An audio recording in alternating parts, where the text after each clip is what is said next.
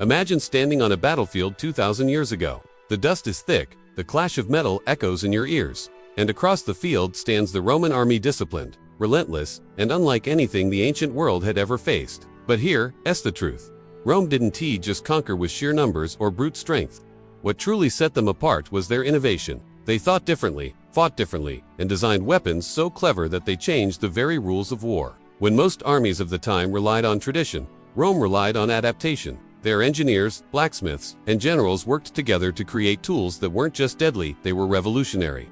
Every sword, every shield, every piece of war machinery had a purpose. Not only to kill, but to break the strategies of their enemies. That's why battles that should have been evenly matched often turned into overwhelming Roman victories. Think about it, a simple javelin designed to bend on impact, making an enemy's shield useless. A massive shield that didn't just defend, but became the backbone of formations that made soldiers nearly untouchable. And siege engines so advanced they could reduce entire cities to rubble, all while striking fear before the first stone even flew. These weren't ordinary weapons. They were game-changers, innovations that redefined ancient warfare and kept Rome at the top of the world for centuries.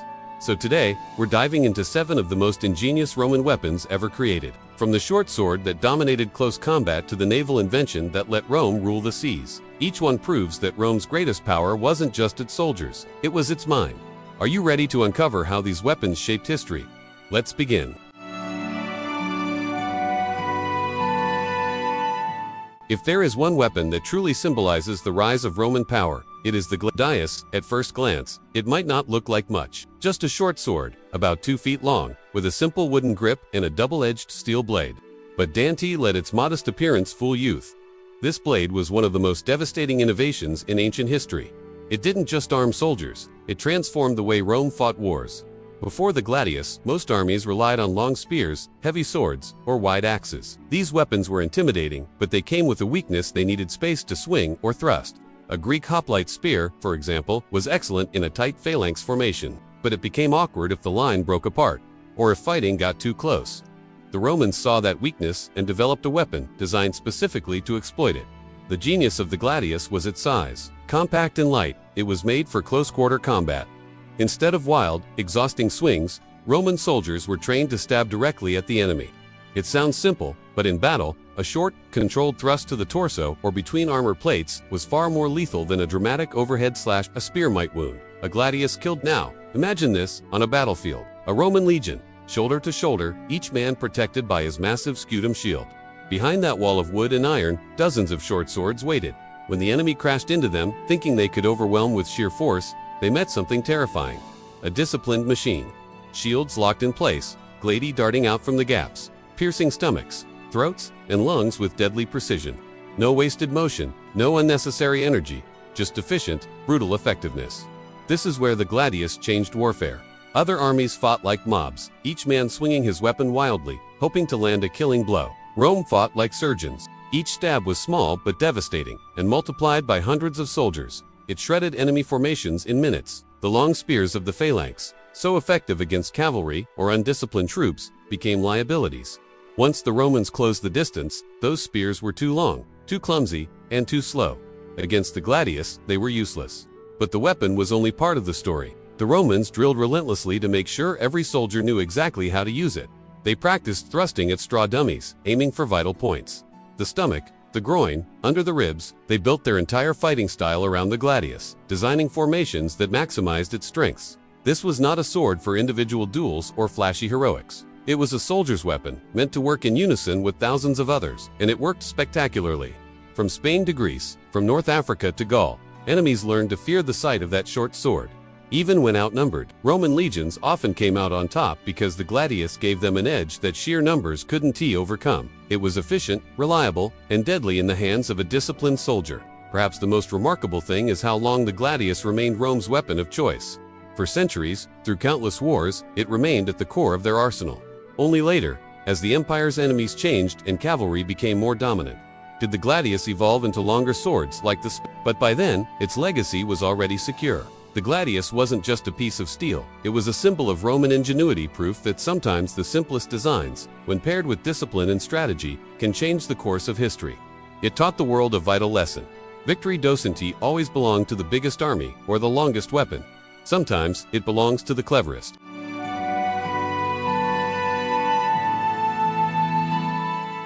When we think of Roman soldiers, most people picture them with swords and shields, standing in perfect formation. But before the clash of steel, before the brutal push of the legionaries, there was another weapon that set the tone for battle. The Pilum. At first glance, it looked like just another spear or javelin. But in reality, it was one of the most ingenious tools of war Rome ever created. The Pilum was about 6 to 7 feet long, with a wooden shaft and an iron shank at the end. Unlike ordinary spears, its iron tip was deliberately designed to be soft and slender. Why? Because when it struck an enemy's shield, it bent on impact. That bending action was the secret. It made the Pilum almost impossible to pull out.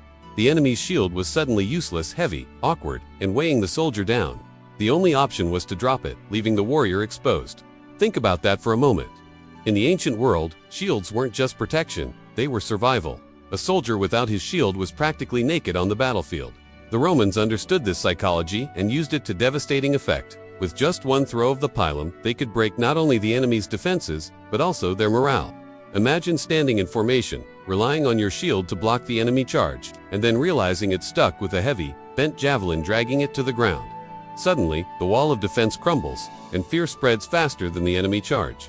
And this wasn't just theory, it worked in practice. Roman tactics always emphasized preparation before close combat. A legion would march forward, stop just within range, and unleash a storm of Pilum. Hundreds of heavy javelins arced through the air, raining down on the enemy line. In seconds, shields became useless, formations broke apart, and chaos spread. Only then did the legionaries advance with their gladi, cutting down disorganized enemies with frightening efficiency. What made the Pilum even more clever was that it solved multiple problems at once. Not only did it neutralize shields, but because the tip bent, the enemy couldn't just pick it up and throw it back. This was a common issue with other spears or javelins. Whatever you threw could be reused against you. The Romans made sure their weapon only worked one way, in their favor. The design also carried a psychological weight. Soldiers who saw those heavy javelins flying toward them knew what was coming. They knew their defenses would fail. That dread alone often gave Roman troops the upper hand before swords were even drawn. Interestingly, the Pilum also reflected the Roman mindset.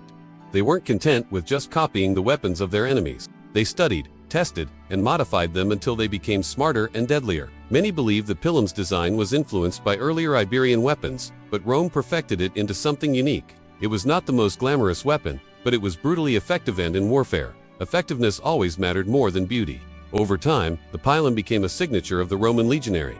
Writers of the ancient world, like Polybius, describe entire armies breaking under the weight of the Pilum assault before the real battle even began. Against Greek phalanxes, barbarian tribes, or even mighty Carthaginian warriors, the story was the same. The Pilum opened the door, and the Gladius finished the job. It's amazing to think that something so simple as a spear with a bendable tip could tilt the scales of warfare. But that was Rome's genius. They didn't just fight harder, they fought smarter. The Pilum is proof of this brilliance. A single clever tweak that gave them a massive tactical edge for centuries. So when you imagine the legions advancing, picture it not as a chaotic clash of swords, but as a carefully orchestrated sequence.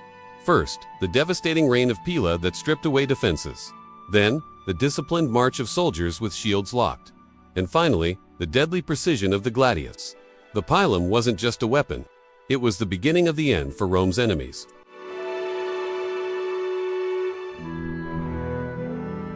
When you picture a Roman soldier, one image instantly comes to mind.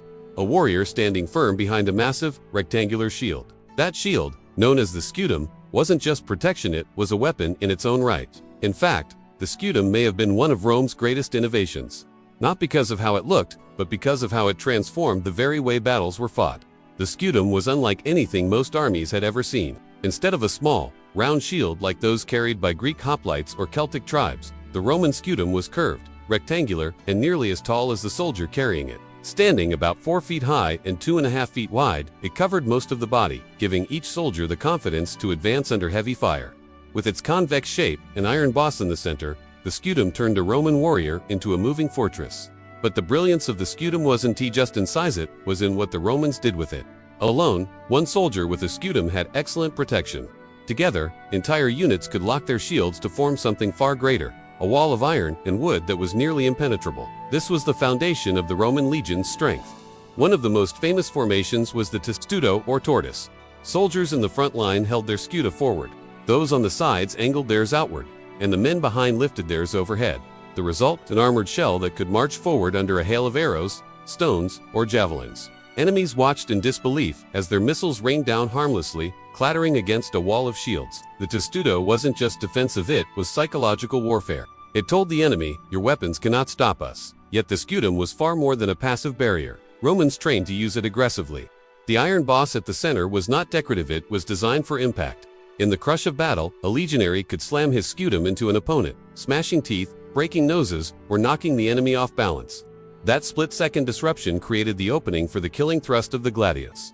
Think about how revolutionary this was. In most armies, the shield was a secondary tool, a way to survive, while the sword or spear did the real work. But for Rome, the shield became a central weapon of offense and defense alike. Battles weren't chaotic brawls, they were carefully orchestrated maneuvers where shields created the conditions for victory. The scutum also shaped Roman strategy. Its size and shape encouraged tight, disciplined formations. Soldiers couldn't fight as individuals. They had to work as one, each man's shield protecting the man beside him. This fostered unity, discipline, and trust, qualities that made Roman legions superior to the loosely organized warbands of their enemies. The scutum, in this way, was more than equipment. It was a symbol of the Roman system itself. Collective strength over individual glory. Even siege warfare demonstrated the shield's brilliance. Under the testudo, legions could advance steadily toward enemy walls, while ladders and rams were brought forward.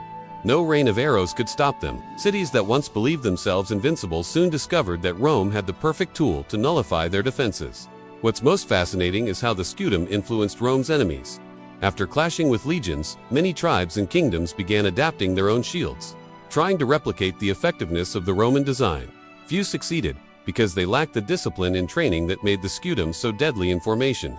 The weapon itself was only half the story, the Roman soldier's discipline was the other half. For centuries, the scutum was the backbone of Roman infantry warfare. From the early Republic through the height of the empire, it allowed Rome to dominate battlefields across Europe, North Africa, and the Middle East. Only in the later centuries, when warfare changed and new threats emerged, did the scutum gradually give way to different shield designs.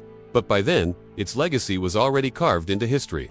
The scutum wasn't flashy, and it wasn't meant for lone heroes. But it was the perfect Roman weapon, practical, disciplined, and devastating when used together. It proved that sometimes the most powerful weapon isn't a sword or a spear, but the shield you carry and the unity it creates. With the scutum, Rome built not just armies, but unstoppable walls of men, fortresses that walked, advanced, and conquered. If the ballista was Rome's weapon of precision, the onager was its weapon of raw destruction, nicknamed the wild donkey, because of the violent kick it gave when fired. The onager was the Roman catapult that turned siege warfare into a display of sheer chaos. Where the ballista struck like a sniper, the onager struck like a thunderstorm. The onager's design was brutally simple, yet incredibly effective. Built on a heavy wooden frame, it used a single arm powered by twisted bundles of rope or sinew. When cranked down and released, that arm whipped upward with enormous force, hurling stones, firepots, or heavy projectiles in a high arc. Unlike the ballista, which fired straight and true, the onager lobbed destruction from above, crashing down on walls, gates, or enemy formations. The effect was devastating. Imagine being a defender inside a city under siege. You hear the creak of Roman machines outside, and suddenly the sky fills with stones the size of boulders. They slam into towers, shatter rooftops, and send fragments of wood and stone flying in all directions. Entire sections of walls could collapse under repeated bombardment. Even when they didn't, the constant pounding wore down morale. Every moment, you knew another strike was coming. But the onager wasn't just for walls. In open battles, it could hurl heavy stones into enemy ranks, breaking formations and sowing panic. It wasn't precise, but it didn't need to be. The randomness of its destruction was part of the terror. Soldiers who felt safe in numbers quickly learned that a single well-placed stone could crush 10 men at once. The psychological impact was enormous. Ancient accounts describe defenders watching in horror as the onager's stones crashed into their cities, leaving them with the sinking realization that their walls, once thought impregnable, would eventually fail. To make matters worse, Romans often loaded the onager not just with stones but with incendiary projectiles. Clay pots filled with pitch or oil, set aflame before being launched, turned cities into infernos. Fire rained from the skies, adding panic to destruction. The nickname Wild Donkey wasn't just poetic, it was practical. The recoil of the onager was so violent that the entire machine kicked backward when fired. Crews had to anchor it securely with ropes, beams, and earthworks, or risk the weapon damaging itself. Operating it required strength, teamwork, and discipline, qualities that Rome's trained engineers had in abundance. What's fascinating is how the onager fit into Rome's larger strategy. Roman warfare wasn't just about open field battles, it was about domination. Cities that resisted were besieged, their defenses systematically dismantled by machines like the Onager. Rome didn't just beat armies, it broke walls, crushed morale, and showed the world that no fortress could stand against its engineering might. And the Onager wasn't just a Roman invention, it was a Roman perfection. Earlier civilizations had used catapult-like devices, but Rome refined the design, standardized its use, and deployed it widely. Every major Roman campaign carried with it a corps of engineers ready to build these machines on site, using local materials if needed. The result was that wherever Rome marched, the Onager marched with them, bringing chaos to anyone who resisted. Over time, the Onager became the prototype for medieval siege engines. When we think of giant catapults hurling stones during the Middle Ages, we are seeing the legacy of Rome's design. The wild donkey kicked its way through history, leaving behind a blueprint that would inspire centuries of warfare. The Onager was not subtle. It wasn't elegant, but it was devastating. And in the Roman playbook, that was exactly the point. Combined with the Ballista, the Scutum, the Gladius, and the Pilum, it proved that Rome knew how to use every tool of war precision when needed, brute force when required. The Onager showed the world that sometimes victory comes not from clever tricks, but from overwhelming power raining down from the skies.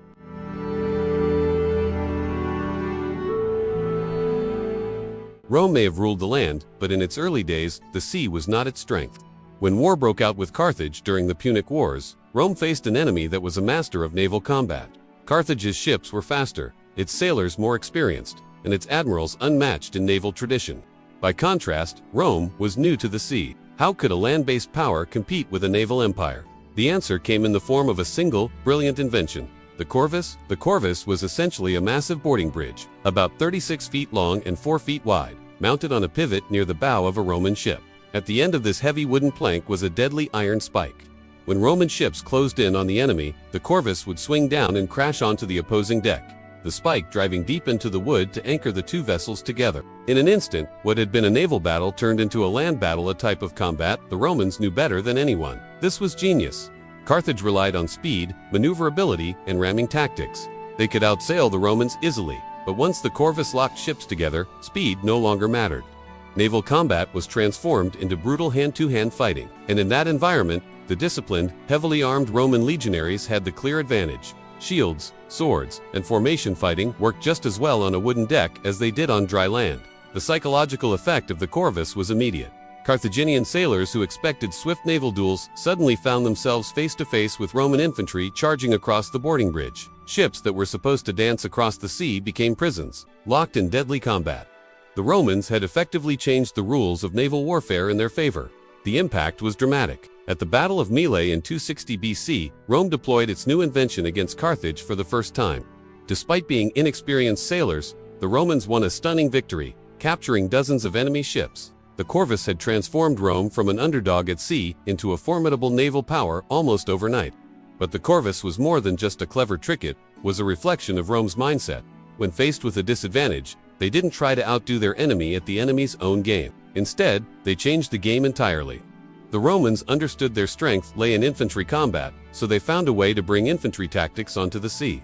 The Corvus was the perfect bridge not just between ships, but between Rome's weaknesses and its strengths. Of course, the Corvus wasn't without its flaws. Its size and weight made Roman ships more unstable, especially in rough seas. Over time, as Roman sailors gained more experience and skill, the use of the Corvus declined.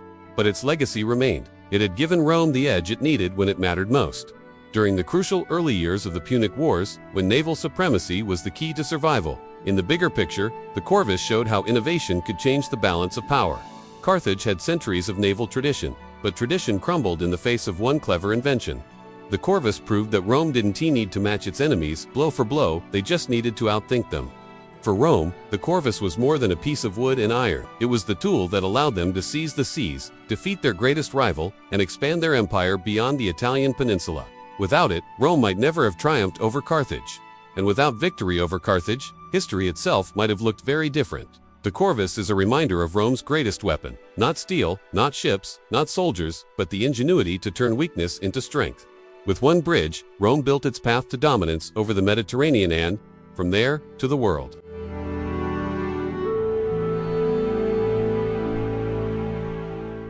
When we think of weapons, we often imagine swords, shields, and spears. But Rome's greatest weapons were not always forged of steel. Some were built of stone, wood, and pure engineering brilliance. Among these, none stand taller than Roman roads and siege towers, the silent tools that allowed the empire to expand, conquer, and endure. Let's begin with the Roman roads. At first glance, a road doesn't seem like a weapon. It's just a path, a way to travel. But in the hands of Rome, the road was a weapon of conquest, as deadly as any blade. All roads lead to Rome. This wasn't just a saying, it was the literal framework of empire. The Romans built over 250,000 miles of roads, stretching across Europe, North Africa, and the Middle East. These roads were not simply dirt tracks, they were marvels of engineering, layered with stone, gravel, and paving slabs, designed to endure for centuries. Many still exist today. But why were roads so powerful? Because they gave Rome speed. A Roman legion could march faster and farther than any enemy, covering nearly 20 miles a day.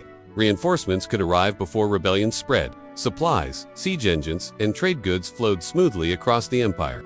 Roads gave Rome the ability to project power anywhere, anytime. To resist Rome wasn't just to face an army, was to face an army that could arrive at your doorstep before you even had time to prepare. More than that, roads held psychological power. They were symbols of Rome's presence. When a road was built through conquered territory, it wasn't just infrastructure, it was domination carved into the landscape. Locals could see, with every mile of stone, that Rome was here to stay. Roads were both chains and lifelines. They bound Rome's territories together, while also reminding everyone who controlled them. But roads alone could not topple walls. And that brings us to Rome's siege towers. In the ancient world, a fortified city was often considered impenetrable.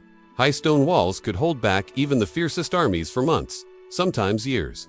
Yet Rome had a way of turning those defenses into nothing more than temporary obstacles. The Roman siege tower was a massive, multi-storied wooden structure on wheels, sometimes as tall as the very walls it sought to conquer. Covered in protective hides or metal plates to resist fire and arrows, these towers were mobile fortresses. Inside, soldiers climbed ladders and platforms, shielded from enemy missiles, until they reached the top level. Then, with a crashing bridge, they would storm across onto the enemy's walls. Siege towers allowed Rome to bring its strength, the disciplined legionary, up to the very heart of enemy defenses.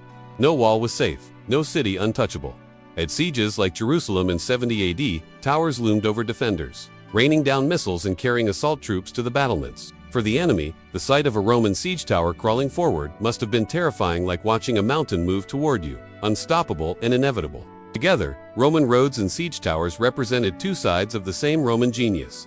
Roads allowed Rome to reach its enemies quickly and maintain its empire over vast distances. Siege towers ensured that even the strongest fortresses could not defy Roman power for long. Speed and strength, mobility and might, logistics and destruction. But more than their physical power, these weapons revealed Rome's true strength. Engineering. Other civilizations built armies, but Rome built systems, roads, bridges, aqueducts, siege engines, that multiplied the effectiveness of every soldier. The empire was not held together by swords alone, but by the infrastructure that made conquest sustainable. Roads meant legions could march anywhere. Siege towers meant no enemy could hide behind walls. Together, they made Roman expansion inevitable. Even today, the legacy remains. Highways still follow the paths of Roman roads. Military engineers still study Roman siege. The empire may have fallen, but its engineering brilliance continues to shape the world. In the end, roads and siege towers prove that Rome's greatest weapons weren't always wielded in hand. Sometimes they were built beneath the feet, or rolled slowly against city walls. And sometimes, the most powerful weapon is not the one that destroys, but the one that endures.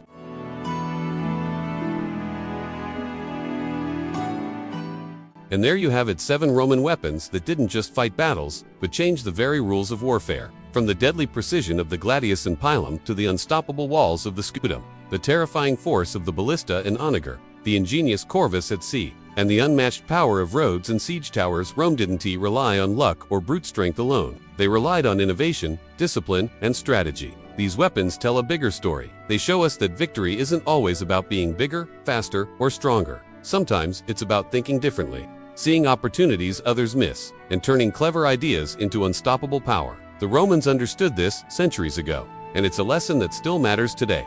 Innovation and strategy often outweigh raw force. Now, imagine how these same principles could apply in your own life. What Gladius or Pilums do you have? Tools, skills, or ideas that could give you an edge in your battles? How can you build your own roads or towers to reach your goals faster and more efficiently? If this deep dive into Roman ingenuity inspired you, make sure to like this video and subscribe for more stories of history's most brilliant minds and inventions. Drop a comment below and tell us which Roman weapon you found the most fascinating, or which one you think would dominate a battlefield today. And if you really want to see more epic stories from history, hit the notification bell so you never miss an episode.